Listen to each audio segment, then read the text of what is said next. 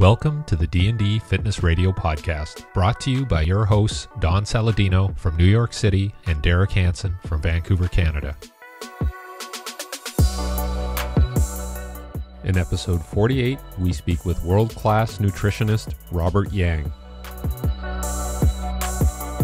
Rob, you and I met, I remember when you and I met at TPI, I think when they started doing those first 3-day evaluations. I mean, it had to be, this is before I opened Drive. I'm 14 years, I'm going to be 15 years into my lease a year from it. So 14 years into my lease right now. So I've known you more than, I've probably known you 16, 17 years already, I would think. Is that about right? That's right. Yeah. Cause I think you were the first group. We were the first. Yeah. You guys were the first group. And then, and then we kept in touch after that.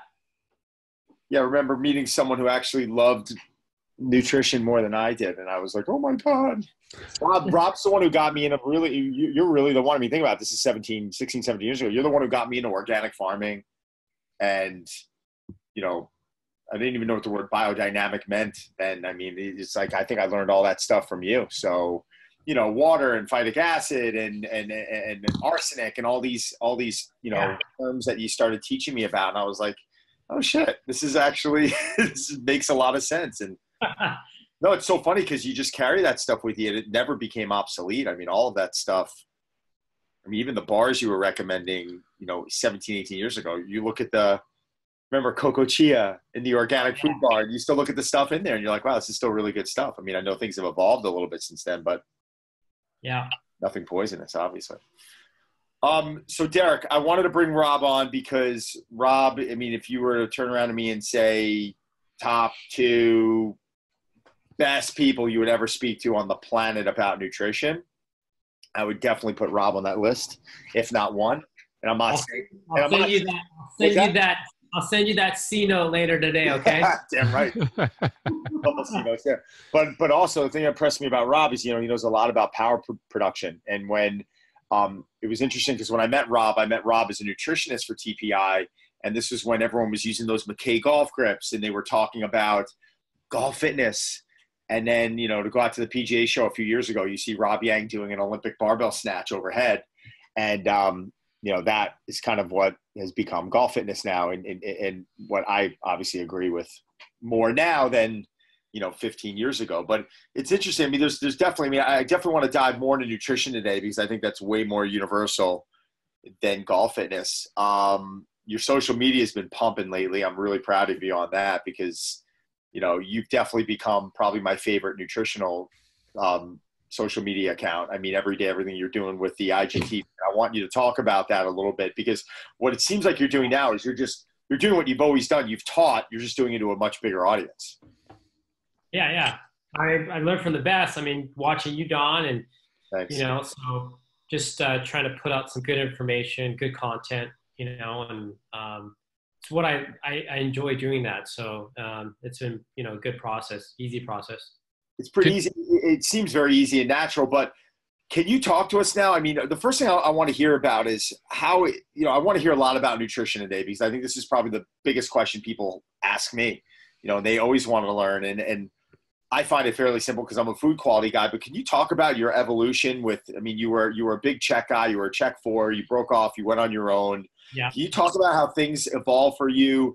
I mean, you're a family guy, what you preach to your kids, but let's just start with basic nutrition and just kind of get what's the biggest misconceptions with, I think, what the general population is looking into, you know, in your experience? Well, I mean, just, you know, quick background, I think in terms of nutrition, where I came from, I mean, for, you know, all 3 of us, for a lot of people, it was your own personal interest, right? Like for me, it was in high school, I was playing all 3 sports and track and field and football, and then getting into powerlifting, bodybuilding, that sort of thing. So it was just my own, like, you know, selfish desire to try to get stronger and faster. And, you know, and nutrition was always something that I looked at that because I knew it was important, but, you know, the only thing that was out there was like, you know, Muscle and Fitness and like Flex magazine and, you know, those kind of things. And then obviously today, everything's different. So I've kind of gone from that extreme route of just like, okay, low body fat, try to put on muscle, maximal strength, power, to all the way over here dealing with people that have a lot of gut issues and hormonal imbalances and all sorts of other things. And so I think in this day and age, it's just for a lot of, people that are probably consuming content on social media, that kind of stuff, it's just it can be very confusing at this point, I think. And so most people have so many different ideas where it becomes paralysis by analysis, because, you have one group saying, plant-based, don't eat any animal products, and, eating an egg is just as bad as smoking a cigarette, and then you have on this other side, Someone actually said that? Yeah, a client told me about that in, I think it was What the Health, where they were saying, they said, Rob, I'm like, you're joking, right? He goes, no. He goes, they said that, I don't know what exactly it was, whether it was 2 eggs, maybe, I don't know, maybe it was 6 eggs, but eggs were as bad as smoking a cigarette, So you get that extreme, and then you get way over here, now it's people are sending me stuff on the carnivore diet, where it's just meat based and nothing else. So I think for right now, I don't know if there's the myths involved, but it's more of, I think, a lot of confusion, if anything, because there's just so much information. You just like get a phone and it's like, boom, you can get anything you want. And, some person touting the plant-based, someone's touting, okay, carnivore diet, this is the end-all be-all, where, you and I both know that's not the case. Yeah, I saw somebody on, it was like Michael J. Fox and his wife were talking, she has a book, and they're talking about flexitarian, which was basically lots of vegetables and some meat. And it's like, well, isn't that just like a good diet? Like, yeah. Yeah, it sounds like a good diet. You gotta put the flexitarian in there, right? Yeah. Like the terminology. It's amazing how, everyone's got to label something. I mean, you even see it now with specific exercise. And for me, like, it's like a hobby. I like reading different programs that people write. I like just seeing different programs. It's always been just a fun thing for me. Like, I could sit there and read, like, if 100 different people wrote 100 different programs and they were from reputable people, I could sit there and just read it and find enjoyment out of it. So I'm probably the very few, but it's amazing how people start recreating names for specific things. Like, back in the 80s, we were going through this whole Atkins era, right? And I know that's different than keto, obviously, but this keto thing has gotten, I think way out of control. And listen, I'm going to say the right stuff. Yes, different diets for different people, and I understand, but yeah. I mean, is that a diet you're ever putting anyone on? Is it rare? Do you ever do it? I mean, can you talk to me about that? Because I'm getting asked a ton of questions. Yeah. I mean, last year I did a pure keto presentation at Perform Better, and so the main premise of the lecture was just to say that keto, there's nothing wrong with it in the sense that from a safety perspective, right? Like, we're always looking at safety first, whether it's, nutrition or supplementation, medication, training, right? We want clients to be safe, athletes or actors or, celebs to be safe. And so I went at it from a viewpoint in terms of safety, like, you look at a basic cardiovascular risk factors for cholesterol, LDL, HDL, basic stuff, glucose. You look at diabetes risk factors, that kind of stuff. Like, if you look at and they have studies up to 2 years. And granted, there might be studies that are longer now, but from what I saw a year ago, or I would say a year and a half since I was doing most of the research, 2 years, they've shown studies, and they've actually done studies with basically a plant-based, right? Low fat, plant-based, and then they had in the middle Mediterranean, which includes animal products, but that kind of stuff, 30% fat, whatever you want to call it. And then they had keto, and they showed hands down that over the 2-year period, keto had no problems. If anything, they lost just as much weight. Cardiovascular risk factors were just as good. Diabetes were just as good. So safety, it's not an issue.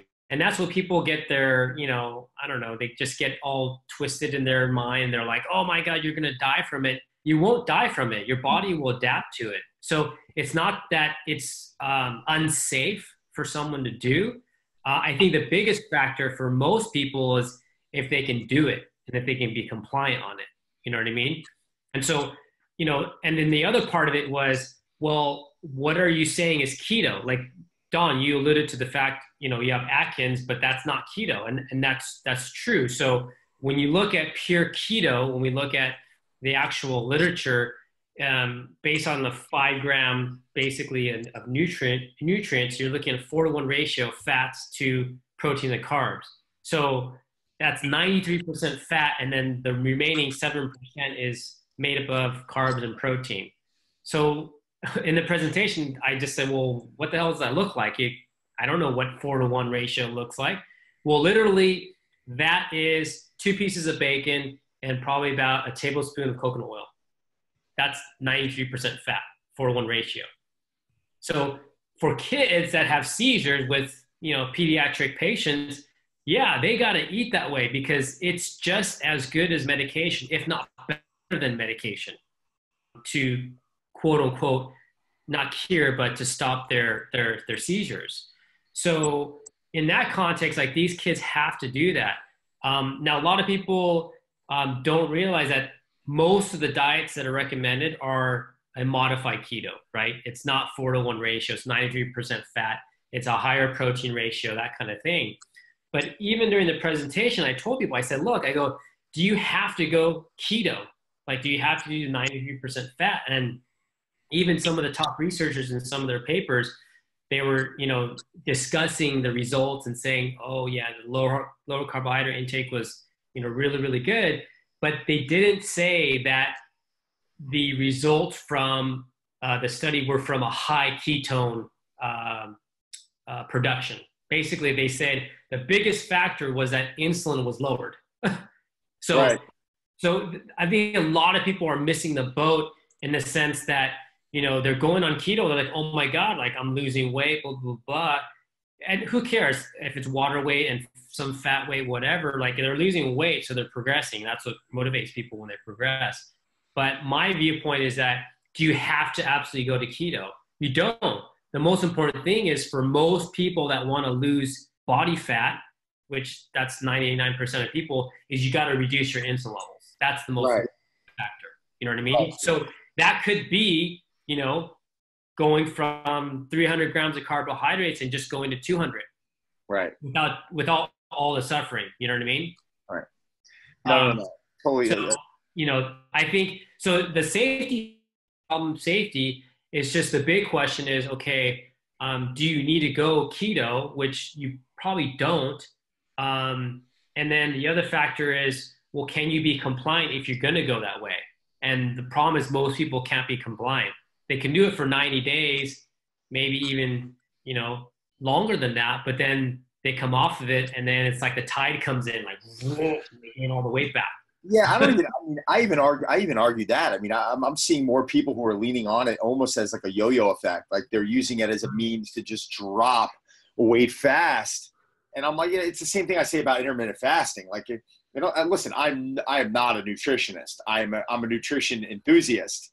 You know what I'm saying? When someone has an issue, a medical issue, I'm sending them to you.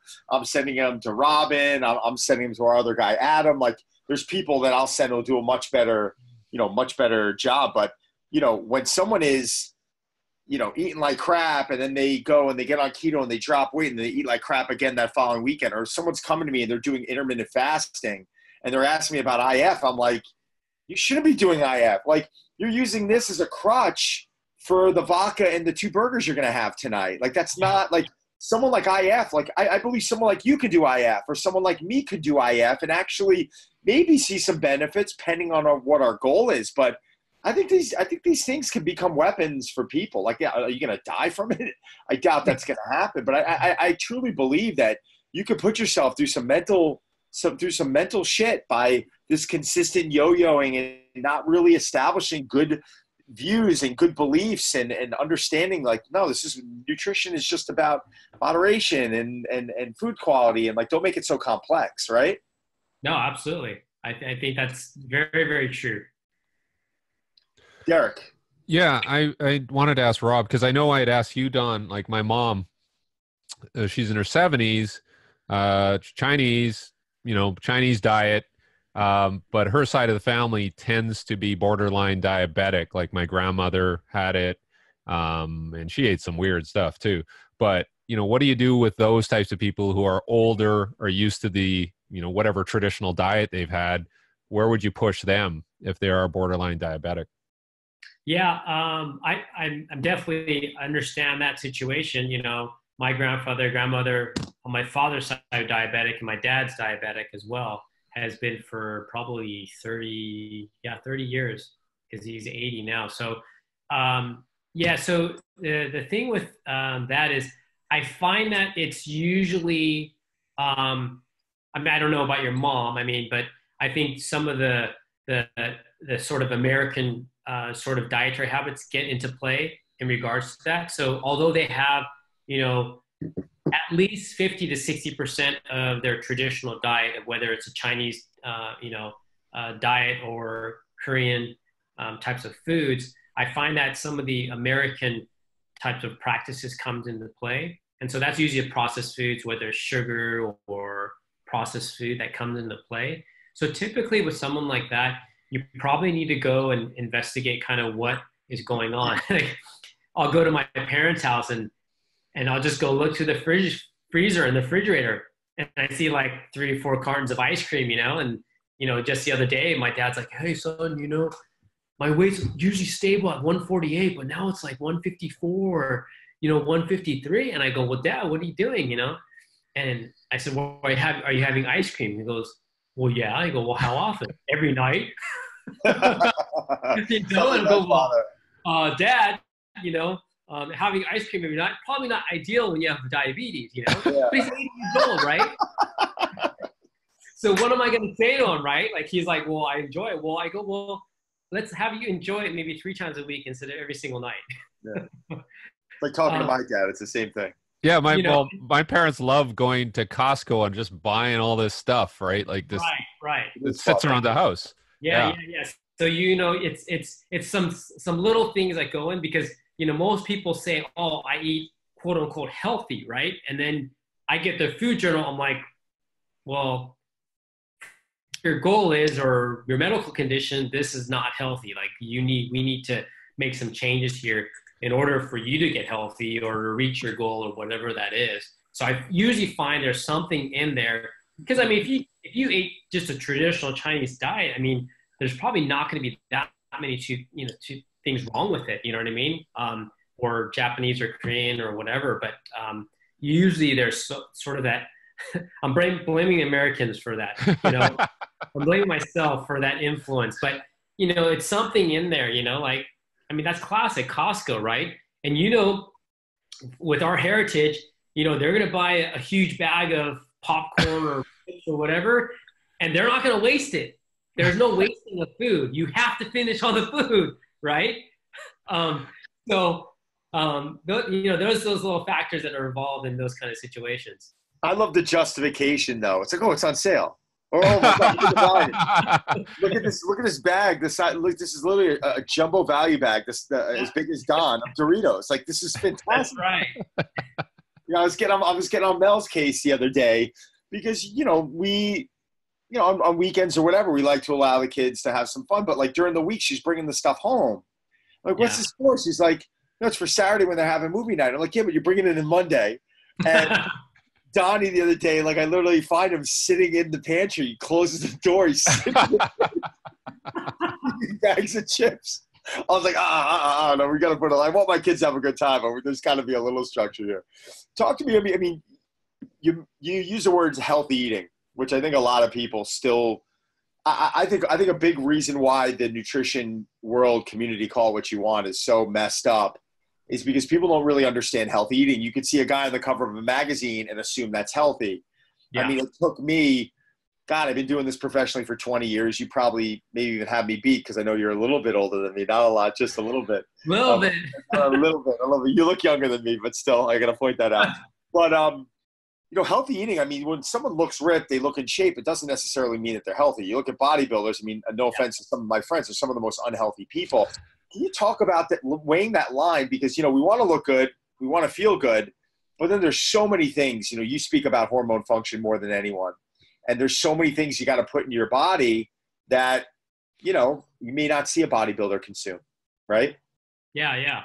Well, I mean, I think that's the thing. I think that may be part of some of the, I would say, dysfunction, because you have, social media, Instagram, whatever it is. And so you have this particular fitness model or bodybuilder or, the woman fitness competitor. And it makes me think of back in the day where, young girls would have these sort of like, perceptions of what pretty is, right? Like they would look at the fitness magazine, or not fitness magazine, but even just like Vogue or whatever. And they go, oh, that's what a pretty girl looks like, super skinny. And like, they want to have that body. And that's kind of the same mentality, but it's worse now because you see it like constantly on who you're following, Instagram or whatever. And people don't realize is they only look like that for maybe a day or two, maybe a week or two, couple of weeks. Right. And then, then they blow up. I mean, I've worked with some of the top people that have won big competitions, like anybody you name, and for what they do to get there and consequences after are pretty bad of what happens. And so I think part of it is having realistic goals and expectations. So sometimes I have to make sure, especially with some of the younger female clients I work with, like, who are you following? Like if you're following, these fitness models, well, that's probably not ideal for you. If you continue to do that, then you're never going to reach your goals. You know what I mean? Or you have to take such extreme measure to get there that you're not going to, it'll be attainable, but for a very short period of time. So I think that part of it is very, very difficult to deal with at this period of time. But, I think for most people, I think it's more principle-based plans. So that's why for me, when I wrote my book, Hole in One Nutrition, obviously it's towards golfers, but I wanted to give people a guideline more than anything versus, oh, this is your meal plan. Like this is your, your macros and your caloric intake. Like I just wanted to give principles of, hey, your BFF for blood control is PFF. It's protein, fats, and fibers. Because if you look at each of those, foods, they all show to control blood sugar all by themselves. But when you combine them together, you get a synergistic effect, a 1 + 1 = 3 effect. So I think it's more principle-based plans that, like we talked about, like for long-term progress, not just, for a week and then you get crap all the time and then you go back and you yo-go, but you follow principles that you can follow for a lifetime that will help with medical conditions as well as, let's say body composition goals. So when you're discussing PFF, because, I've seen you, especially on a lot of your posts, it kind of seems to be one of the main things that you're really leaning on lately. Protein, fat, we understand. Are you referring to fiber as veggies, or are you referring to fiber as your slow burning carbs, or both? I'm referring to veggies first. So it's not per se right or wrong. So when we talk about the fiber portion of it, so the PF, protein, fats, and then the fiber portion of it, the fiber, I would prefer vegetables most of the time, right? Okay. I don't think you ever go wrong with eating vegetables. And then, the second choice would be fruits, right? Because that's another source of fiber. And then after that, then I would say, okay, then we're looking at root vegetables in the context of exercise. So, if you have someone who is a lawyer, attorney who sits, 12-hour day and then only works out at a HIIT class for 30 minutes 3 times a week, they're probably not going to need too many starches, carbohydrates, that sort of thing. They're not moving very much. Whereas if you have, an attorney who is training for a half Ironman, well, damn, that person's going to probably load up on more starches, more tubers, things of that sort for their fiber source. But at the end of the day, most people need to eat vegetables anyways. Yeah, sure. I mean, so how many So with you and your family, because I've seen you consume rice. Like I've seen you eat potatoes. Like I've seen you. Is that something that you feel like you're pulling a little more back from now, or do you still feel like it's around your training time? Last I checked, when I was out there, you and I weren't doing, I think, any carbs first thing in the morning. We were more just doing our protein, fat, fiber. Yeah. And I to this day, that's always worked very well with me. But even me personally right now, I have to consume so much carbs to stay full, but they're good carbs. But I'm consuming 30 to 40 ounces of sweet potatoes a day and, jasmine rice and all this stuff that I feel like if I don't get in, my body starts flattening out. But again, my goals are different. Yeah. I mean, that's what I mean is everybody's different. I mean, ever since I know you, Don, 16 years ago, I'm like, dude, you could probably just eat pots of rice and you still would have a six-pack relatively. Not to your liking, but to the majority of people. No, I feel like my body gets tighter. Like it's weird. When I consume a heavy amount of carbs and potato, my body gets tighter. When I remove it, I almost feel like I get a little flat. It's really odd. Well, that's why, people hate you for that, right? No, but what I'm saying is I feel great. But I feel great on the other thing. That's what I'm saying is, but you do well on that. So there's, you asked me a question, so do you guys still eat rice, potatoes? Yes. I mean, in terms of exercise and things like that, unless I'm experimenting, if I'm going to be okay, I'm going to test out ketone esters or I'm going to do something, then I'll be, okay, I'm not doing carbs this week and I'm going to just play around with stuff and I'm going to, do some different things. But in general, for most people, and that's where I think some people getting confused on PFF. They're like, well, do you ever eat carbs? I go, well, yeah, in the context of exercise. And then, I'll post some stuff like, hey, this is fried rice for the boys before a surf comp, today on Saturday or Sunday. And people don't realize is that with, their age group, I got a 14-year-old and I have a 16-year-old. One, they're freaking growing like weeds. Two, they surf at least 2 hours a day, and then they do a fitness class with me on Mondays and Thursdays. If not, they surfed 3 hours yesterday, or they're surfing twice a day. And sometimes during contests, they're surfing maybe 2.5 hour heats, total time-wise, and pre-surf before a heat to warm up. So, in that context, they're going to be eating carbohydrates and their kids, right? So they're going to eat, some potato chips here and there, whatever, and stuff like that. So I think for me, for a long time, I've always tried to relate it to how much exercise and how much movement they're having. I think for me, in my practice, I wouldn't recommend the amount of carbs that you would eat, Don, because for most people that I'm working with these days for nutrition, they have a lot of gut issues. And so for most people with gut issues in generality, typically they have some type of pathogen overgrowth, whether it's a parasite, bacteria, fungus, yeast. And so typically those pathogens, they love starches and carbohydrates and fruit.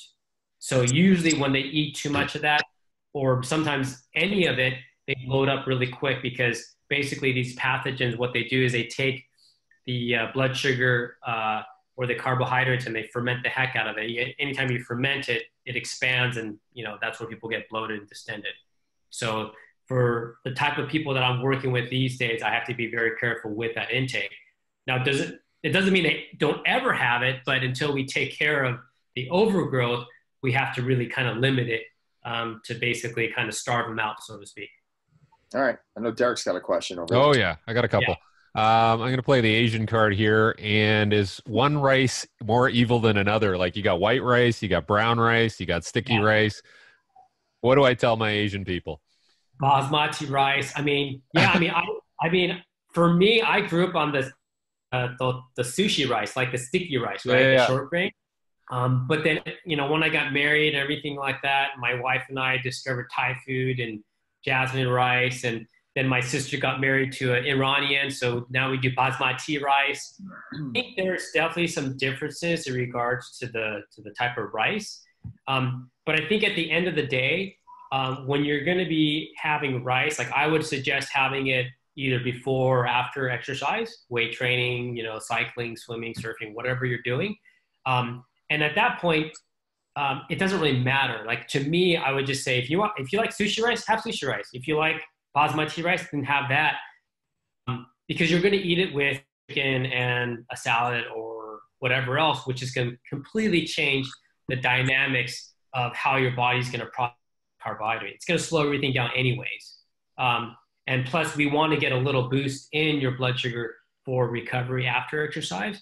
So if anything, I would want probably the faster digesting carbohydrate, and then just enjoy whatever you're going to have. Smart. Oh, great answer. I want to throw this up for both you. Eric, now you can have your sushi rice. Good. I'm gonna go run it off. I got to share this with you guys. There was a controversy over like a Gillette ad where they had a larger woman, and she was in a bikini. And so then they got into this debate over like, well, can you be healthy and live your life? I think they said, here it goes, go out there and slay the day. And there was this, and people are saying, well, you can't make that type of body, be acceptable because it's unhealthy. And we get into this whole debate over healthy versus unhealthy. I mean, how do you guys deal with this when you're dealing with people who are larger and they're like, I'm eating healthy, but I'm large, I mean, I'll jump in first. Yeah. It's controversial. I don't mind being a little controversial here. Well, listen, listen, I'm all for, feel empowered. And when anyone is, overweight and they're confident, I think that's a phenomenal thing. I think someone being comfortable in their skin is one of the greatest gifts. I mean, I've seen some of the most beautiful people on the planet who are not comfortable in their skin.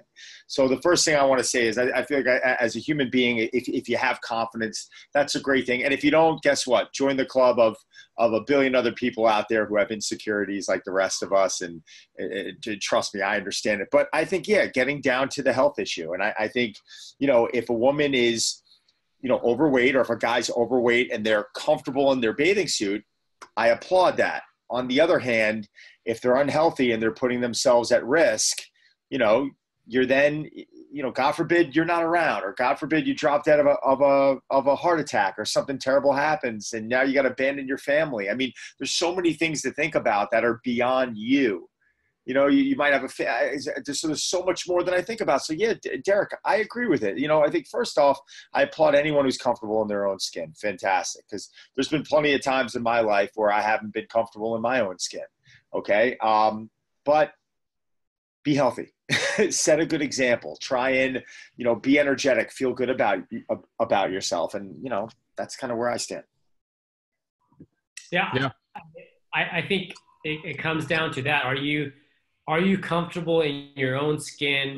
But for me, because I do work with people that have health issues, body composition is part of it, right? Like, we can have the other extreme, like we talked about earlier, where you have this, fitness Olympia competitor, she looks amazing or whatever, but then you're going like, well, she's vomiting as she's doing cardio, and she's like, like I've heard these things. So it's not like I'm making up. Like, so, but she looks amazing, right? But she's just screwed up from the inside. I mean, she just can't function. She can't sleep, chewing 50 pieces of gum a day, like just weird disordered eating kind of stuff.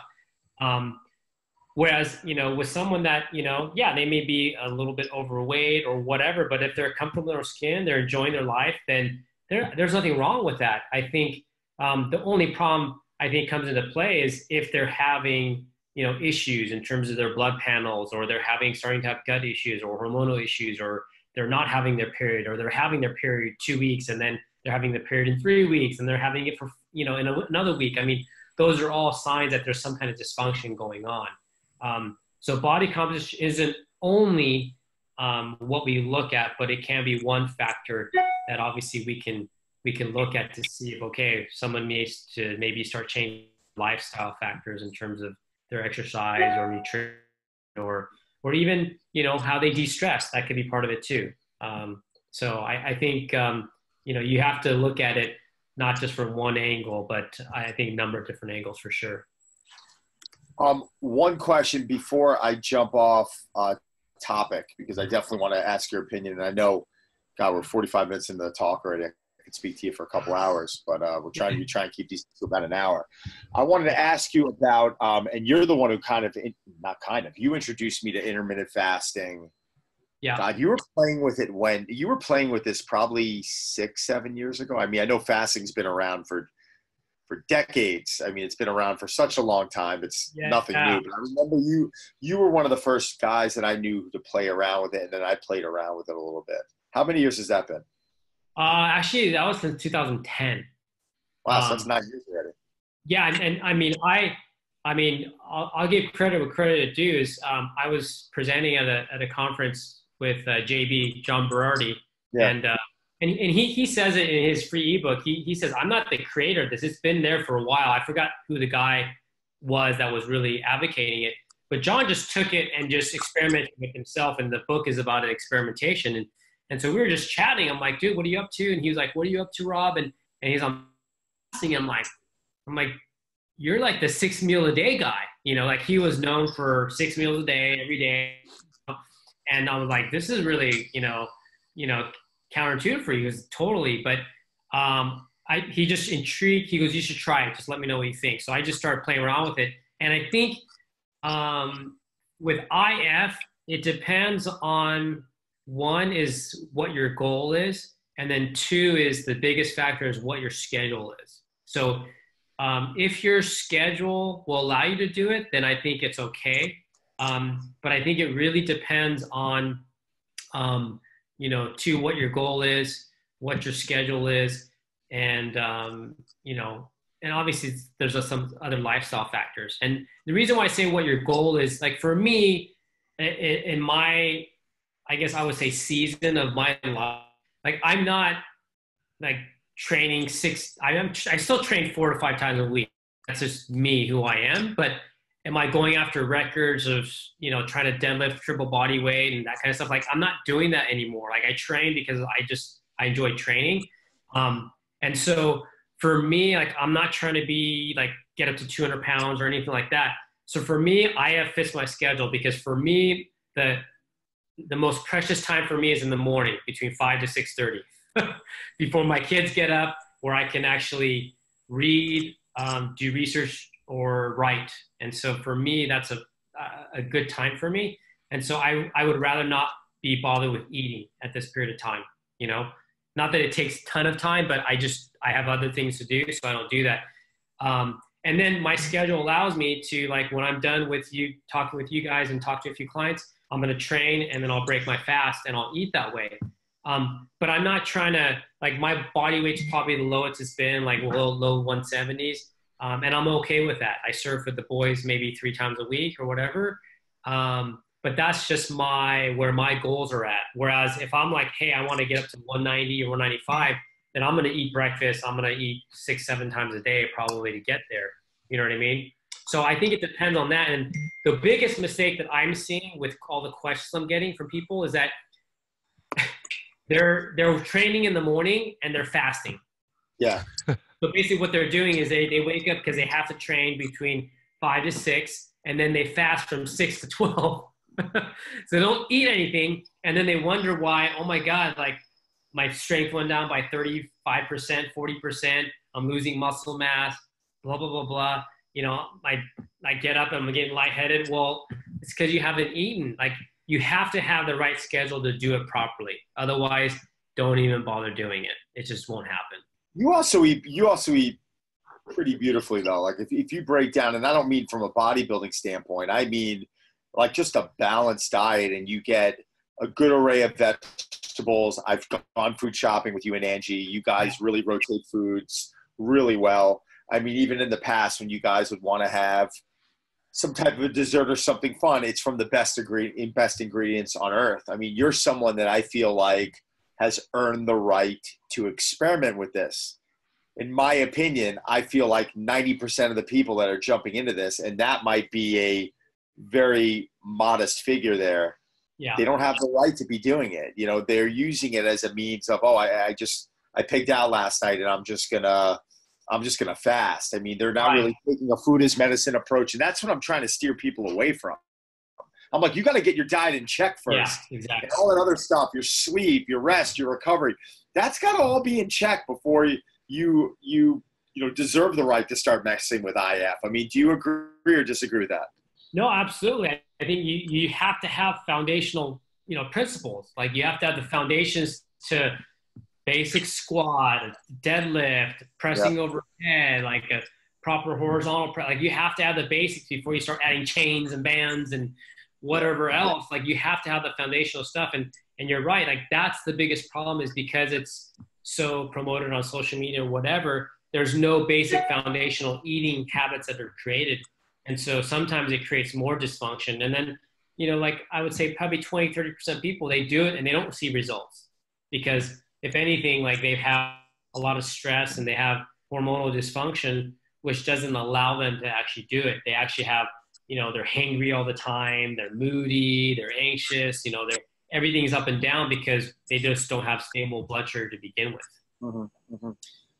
All right, man. Well, listen, I got to close this out. And Derek, I want you to finish with one question also, but I need to ask this because we just saw, it's getting off topic a little bit, but I know you are a golf guy and you've worked with golfers for a long time. Tiger, what we just saw yesterday, did that blow you away as much as it did everyone else, or were you kind of expecting it? I was actually expecting it because I know who he's working with. So, and I knew a couple years ago, I was kind of had an inkling, but there's confidentiality and that kind of stuff. But I got confirmation, and I knew a colleague of mine was helping him out. And I think if he was going to be compliant with 70, 80% of what was going to happen, then he was going to come back. It was just a matter of time. Right. And I think, it's good for golf. It's great for golf. Whether people like it or not or whatever, I mean, he did the work to come back. And so it'll be good for golf. Derek, this is what I talked about with when the Red Sox hired Boyle. And a lot of these professional teams and a lot of these athletes now, they're bringing guys aboard, but, I'm not bashing anyone, but they haven't earned a seat at the table. Like if you're the strength coach of a professional organization, you should be, in my opinion, you should be the guy, right? Like, yes, when a team hires you as a consultant to come in there, I'm like, all right, great. Like they're in very, very good hands. Their thought process in a good spot. But I mean, I can't even say you would be shocked, but I've seen some of the guys who are going in working with some of the best athletes in the world, and I can't believe it. Like I wouldn't hire these guys here. But Rob's saying that a good comment. Rob can't mention the name. I get it, but if he's saying it, I believe it. What's your opinion on that, Derek? Well, it's interesting. Like I think a lot of people just go, "Oh, he's back!" Like he found a way to win that tournament or whatever. But obviously, there is a rhyme and reason behind it and a methodology that Rob knows about. So I that makes sense to me. Right. Whereas I think a lot of the time people just think, "Oh, well, yeah, it's been about 12 years now. It's time for him to be back." But a lot goes into it. Right. Yeah. So. All right. Well, good. So, Rob, do me a favor. Could you let everyone know where to find you? I mean, social media, all that good stuff. If someone's interested in finding you, tell us about your book. So tell us about your social media handles. Yeah. So Instagram, Robert Yang Inc. Just Robert Yang. Robert Yang Inc. will be Facebook, and then Robert Yang Inc. Via Twitter. And so you guys can find me there. The Hole-in-One Nutrition book, I just finished that last year, October. So that's out. Obviously it's for golfers, but a lot of people have told me, hey, Rob, there's a lot of good information here for, people in general. So there's definitely something that you can get out of the book, other than just for a golfer as well. The book is for golfers, but it's for everyone. I read it. It's phenomenal. I'm curious, do you do like specialized stuff for surfing as well? Like in terms of the nutrition and preparation, if they're going to be out there a long time? And well, I mean, just individually for my boys who compete. Okay. But and it in that context, it changes from contest to contest, because sometimes it's for, let's say, their age division, they're surfing at 11 o'clock, and then they might surf another time in the afternoon. They have to come back the next day. So that one, I'm not so on them about their food intake. Whereas like this is a funny story, so we can kind of end on this. My wife and I, I had to go present actually at the World Golf Fitness Summit. So we were gone. So grandma was taking them to this contest. And at this particular contest, both boys are surfing up division. So they're surfing U16 and U18. So, and what that basically means, they surf all that in one day. So it comes down to surfing probably, 8 to 9 heats in one day, which are 15-minute heats, but you add that in with all the pre-surfs, it's a lot of surfing.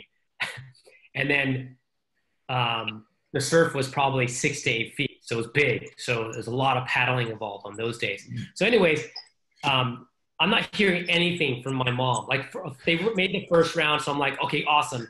And then second round, I'm like about to like go speak. I'm like, what's going on? Like they're not telling. So I'm thinking, okay, they got out. And then later on, I find out my oldest, he makes both finals for U16, U18.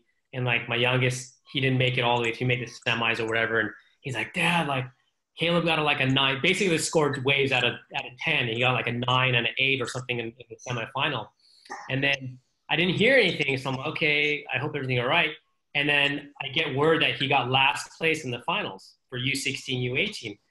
And I'm going, what the hell? And so I talk to them after and just say, hey, good job. I'm proud of you guys. And then my oldest goes, hey, I don't think I want to do 2 division. I think it's too much. And I go, okay. In the back of my mind I'm like, I don't think it's too much because you guys surf like 4 hours at a time. And he goes, well, I kind of felt funny in my head. I'm like, well, what did you feel? He goes, well, I don't know. Like, I just felt kind of spacey. And I said, and then he's kind of mumbling. I'm like, what are you doing? He goes, I'm eating. I go, well, it's 3:30. He goes, I know. He goes, I didn't eat my lunch. And I go, what do you mean? He goes, I ate the sausages and potatoes that grandma made me at 5:30 in the morning, but I haven't eaten anything since. Yeah, no way. Wow. So I'm going, okay, like I got to teach my son, like this is the link between you keeping your blood sugar stable and you performing, right? So to answer long-winded, answer to your question is that, in that day, like I'm on him, okay, you got to eat this, because then you got like an hour and a half break before it starts to get down to crunch time when you're in the semifinals quarters where it's like boom, boom, boom, boom. I mean, sometimes they wear, one jersey and they stay out there because they're back-to-back heats, So at that point, I'm giving them amino acids, I'm giving them all kinds of stuff to help, facilitate recovery and then, we did that one week and he goes, I go, how do you feel? Oh, Dad, I feel great. I can surf all day, I'm like, well, this is why you need to eat throughout the day. So they were open to that, right? I mean, when you explained that to them, and then they went in and they ate, they then realized, well, Dad's right? They weren't fighting. Yeah. But it was, in retrospect, it was great that they made that mistake because then they go, oh my God, like I can't do that anymore. Like I got to eat. Like, this is how important. That's pretty valuable, and it's actually a pretty special lesson. All right, boys. Rob, listen, man, I can't thank you enough. We're going to have to do this again because we covered probably about 1/20th of the topic I like this. So maybe the next couple. Just let me know, man. Done. We'd love to come back. Guys, thank you. Rob, love you. Derek, love you. Talk to you guys. All right? Thanks a lot, Rob. Great stuff.